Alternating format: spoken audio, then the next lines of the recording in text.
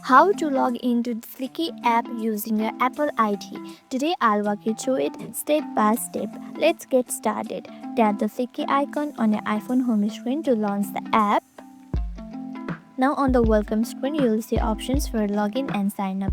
Go ahead and tap login or sign in with Apple. Tap on it.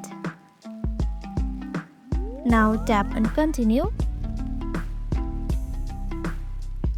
Now your iPhone will prompt you to confirm your identity using your Face ID or your Apple device password. This keeps your account super secure and password free. Now you'll be instantly redirected to your dashboard where you can start converting scripts into high quality voiceovers and videos.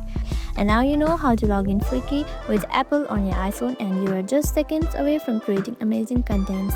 If this video helped, don't forget to like, subscribe and hit the notification bell for more videos like this. Thank you for watching.